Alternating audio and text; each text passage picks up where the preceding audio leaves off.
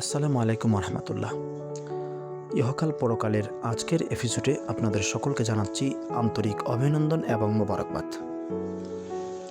রাতের নিস্তব্ধতা, মদিনার আকাশে তখন যুদ্ধের ডাক।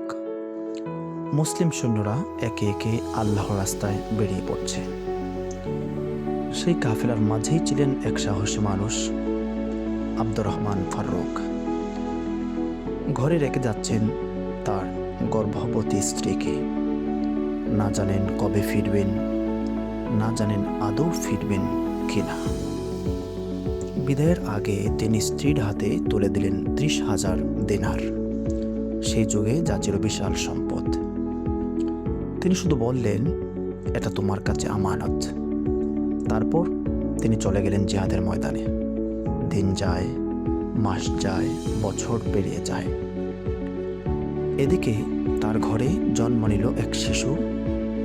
মা সন্তানের নাম রাখলেন রাবিয়া।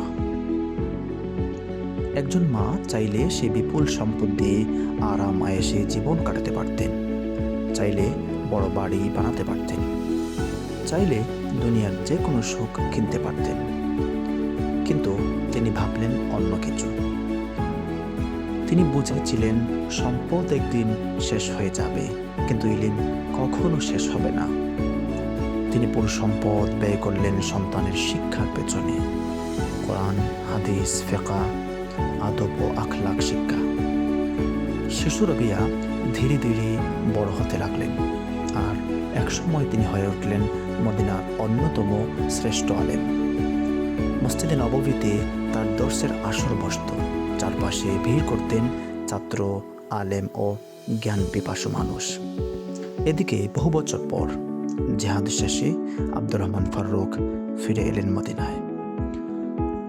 তিনি নিজের ঘরে ঢুকতে চেষ্টা করলেন, নিজ ঘরের কড়া নাড়লেন। বের হয়ে আসলেন টকবগে এক যুবক। চড়া মেজাজে ধমকেশ্বরে বললেন, কে তুমি হে যুবক? কোথায় পেলে তুমি এত সাহস? আমার ঘরে আমার স্ত্রী আছে, আর তুমি ঘরে প্রবেশ করলেই বা কেমন করে? অপরদিকে একই অভিযোগ ছেলের, আপনি কে? কোথা থেকে এসে আমার উপর কথা বলছেন? লোকজন তাদের সামনে এলো। তারা বলল, আপনি মসজিদে চলে যান। তিনি গেলেন মসজিদে নববীতে। তিনি দেখলেন একজন আলেম মসজিদে নববীতে ইলম শিক্ষা দিচ্ছেন। লোকজন চারপাশে হুমড়িকে পড়ে আছে। তিনি দেখলেন তাকে ঘিরে অসংখ্য মানুষ বসে আছে। সবার চোখে সম্মান, সবার মুখে নীরবতা, আর সেই যুবক জ্ঞান গর্ব কথা বলছেন। তিনি চিনতে পারলেন না। জিজ্ঞেস করলেন, কে সেই আলেম, কে সেই যুবক? লোকেরা বলল, এই যুবকই আপনার ছেলে রাবিয়া, যার সাথে গতকাল আপনি বাগবিতণ্ডায় লিপ্ত হয়েছিলেন। একজন বাবার চোখ ভিজে উঠল। তিনি বাড়ি ফিরে স্ত্রীকে জিজ্ঞেস করলেন, আমি যে 30,000 দিনার রেখে গিয়েছিলাম, সেগুলো কোথায়? স্ত্রী শান্ত কণ্ঠে বললেন, আমি সেই সম্পদ এমন জায়গায় ব্যয় করেছি যা কখনো শেষ হবে না। এই বাক্যটি যেন পুরো ইতিহাস বদলে দিল।